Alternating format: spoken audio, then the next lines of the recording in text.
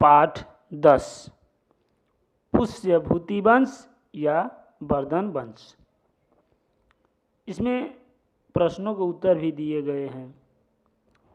आगे, संगम नगरी इलाहाबाद में माघ के महीने में माघ मेला, कुंभ एवं महाकुंभ का पर्व मनाया जाता है।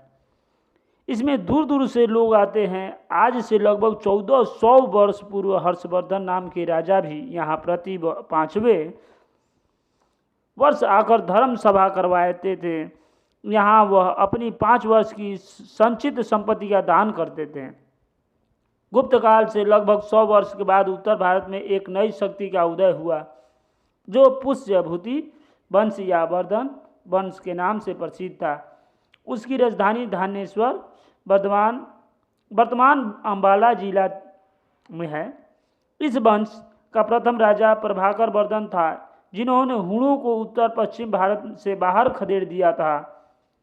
प्रभाकर वर्धन के 2 पुत्र थे, राज्यवर्धन और हर्षवर्धन, और उनकी एक पुत्री थी, राजश्री थी। हर्षवर्धन 606 और 647 ईस्वी तक उनका राज्यकाल था। हर्षवर्धन 606-667 ईस्वी। हर्षवर्धन 16 वर्ष की आयु में 606 ईस्वी में गद्दी पर बैठा।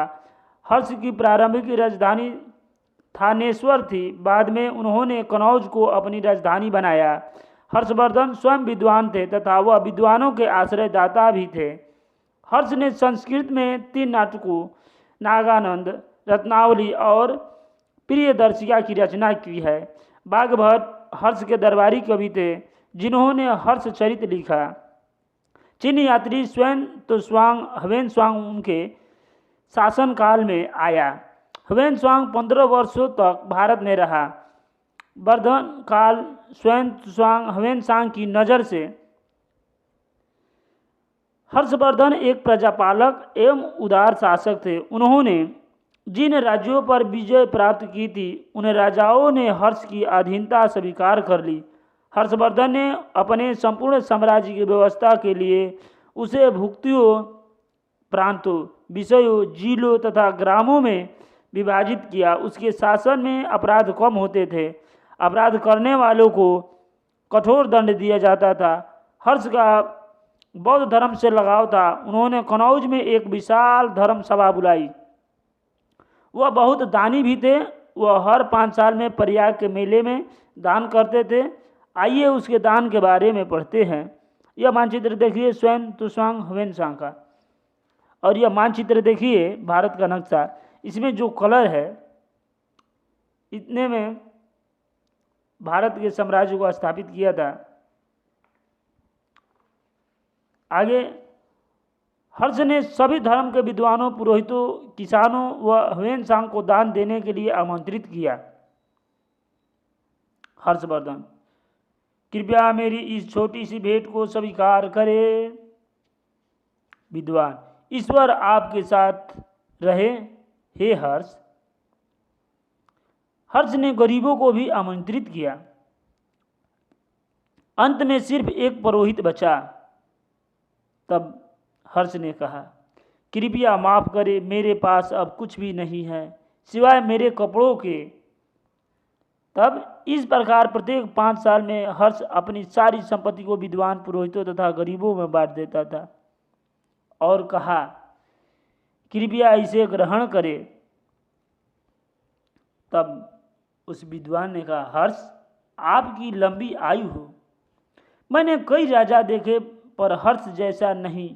मैंने कई देश देखे पर भारत जैसा नहीं।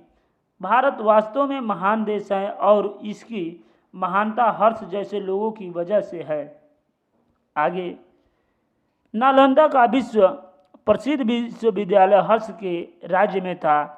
यहाँ धर्म के अतिरिक्त व्याकरण, तर्क, चिकित्सा, विज्ञान, शिल्प और उद्योग की भी शिक्षा दी जाती थी। धार्मिक सद्भाव था। लोगों के विचारों में मतभेद नहीं था। ह्वेन-त्सांग ने कहा, शिक्षा ग्रहण की तथा शिक्षण का कार्य भी किया। 647 ईस्वी में हर्षवर्धन की मृत्यु हो गई। उन्होंने लगभग 40 वर्षों तक शासन किया। उनकी मृत्यु के बाद केंद्रीय शासन सत्ता छीन भिन हो गई और उत्तर तथा दक्षिण भारत में छोटे छोटे राजवंशों की स्थापना हुई। आगे यह मानचित्र है नालंदा विश्वविद्यालय का अवशेष जो है मानचित्र में दिखाया गया है। आगे है अभ्यास। तो अभ्यास में यह है हर्ष की बहन का क्या नाम था। तो आप लिखेंगे हर्ष की बहन का नाम राजश्री था। हर्षवर्धन की राजधानी कहाँ कहाँ थी। तो हर्षवर्धन की राजधानी थानेश्वर थी, बाद में कनौज को अपना राजधानी बना लिया। ह्वेनसांग ने हर्ष के विषय में क्या लिखा है। तो ह्वेनसांग ने, इसको आप किताब को पढ़ेंगे सुनेंगे तो इसके बारे में आसानी से मालूम चल जाएगा। आगे प्रश्न 4 है, निम्नलिखित का उत्तर दो वाक्यों में लिखिए। हर्षवर्धन और बौद्ध धर्म में लगाव था। शिक्षा के संरक्षक के रूप में हर्षवर्धन धार्मिक सद्भाव था। सत्य और असत्य बताइए। तो हर्षकालीन इतिहास जानने का मुख्य स्रोत चीनी यात्री फाहियान का विवरण है। तो नहीं, यह गलत है, क्योंकि ह्वेनसांग ने चीनी यात्री आए, फाहियान नहीं था। हर्ष के दरबारी कवि बाणभट्ट थे। तो ये सही है। हर्षवर्धन की राजधानी कनौज थी। सही। हर्षवर्धन के भाई का नाम राजवर्धन था। तो सही। आगे जो है रिक्त स्थान की पूर्ति कीजिए। तो वर्धन वंश का प्रथम शासक था, इसमें भरना है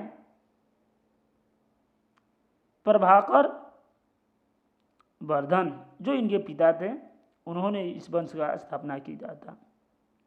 हर्षवर्धन के 3 नाटक हैं जो उन्होंने लिखे थे, नागानंद, रत्नावली और प्रियदर्शिका की रचना की। हर्ष चरित्र के लेखक है बाणभट्ट था। हर्षवर्धन की मृत्यु 647 ईसा में हुई। आगे जो है प्रोजेक्ट वर्क, उत्तर प्रदेश में स्थित विश्वविद्यालय की सूची बनाइए। तो इसमें जो है आप लोग स्वयं इसके बारे में सोचेंगे तो समझ लेंगे। तब तक के लिए धन्यवाद। फिर अगले वीडियो में अगले पाठ लेकर उपस्थित होऊंगा। तब तक के लिए धन्यवाद।